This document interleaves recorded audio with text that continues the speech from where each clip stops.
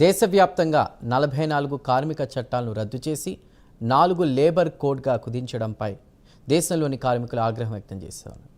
దేశవ్యాప్తంగా తలపెట్టిన సమ్మెలో భాగంగా అంగన్వాడీలు స్వచ్ఛందంగా ఒక్కరోజు విధులకు దూరంగా ఉన్నారు. ఇలాంటి చట్టాలతో తమపై భారం పడుతుందంటున్న అంగన్వాడీలతో మా ఆదిలాబాద్ కరెస్పాండెంట్ చంద్రశేఖర్ మరిన్ని వివరాలు అందిస్తారు. అవలంబిస్తున్న కార్మిక చట్టాలకు వ్యతిరేకంగా దేశవ్యాప్త సమ్మెకు ఒక్కరోజు మద్దతు తెలుపుతున్న ఇటు అంగన్వాడీ వర్కర్లు కూడా దీనిలో పాల్గొన్నారు. ఏది ఏమైనా అంగన్వాడీ వర్కర్లకు అసలు ఈ కోడ్లతోటి ఈ కార్మిక చట్టాలతోటి ఏ విధంగా ముడిపడి ఉంది, అసలు దీనిపైన ఈ చట్టాలకు అంగన్వాడీలకు ఎలాంటి సంబంధాలు ఉన్నాయి, ప్రస్తుతం మనం అంగన్వాడీలను అడిగి తెలుసుకున్నాం. కేంద్ర ప్రభుత్వం అవలంబిస్తున్న ఈ కోడ్లు, ఈ చట్టాలు అయితే దీనిపై ఎలాంటి ప్రభావం ఉండబోతుంది, అసలు మీ అంగన్వాడీలకు ఈ కోడ్లకు ఎలాంటి సంబంధం ఉంది? కేంద్ర ప్రభుత్వం తీసుకువచ్చిన 44 సంఘాలను రద్దు చేసి 4 లేబర్ కోడ్స్ని తీసుకువచ్చింది.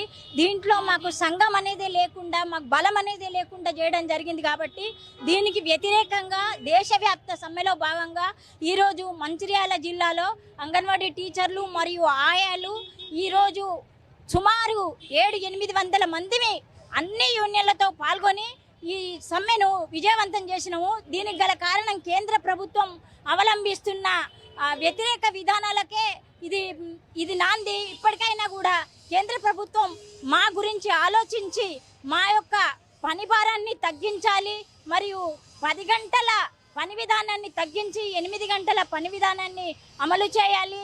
సుప్రీంకోర్టు ఒప్పుకున్న విధంగా 20,000 వేతనాన్ని 26,000 వేతనాన్ని అమలు చేయాలి.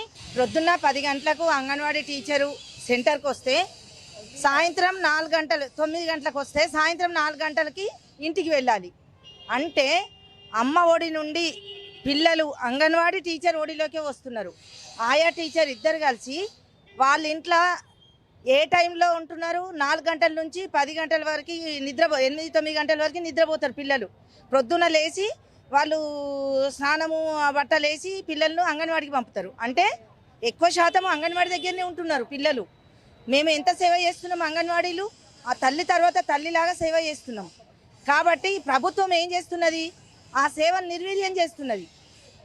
ఇప్పుడు మాతా శిశు మరణాలు తగ్గినాయి అంటే అంగన్వాడీల ద్వారానే తగ్గినాయి. దేశంలో, భారతదేశంలో మొత్తం మీద అంగన్వాడీలతోనే మాతా శిశు మరణాలు కూడా తగ్గినాయి. మేము ఒక కిషోర బాలిక నుండి మొదలు పెడితే ఆమెకు పెళ్ళై ఆమెకు గర్భమై ఆ గర్భం నుండి మొదలు పెడితే మా సేవ ఆ బాబు పుట్టి 6 సంవత్సరాల వరకు సేవ చేస్తున్నాం.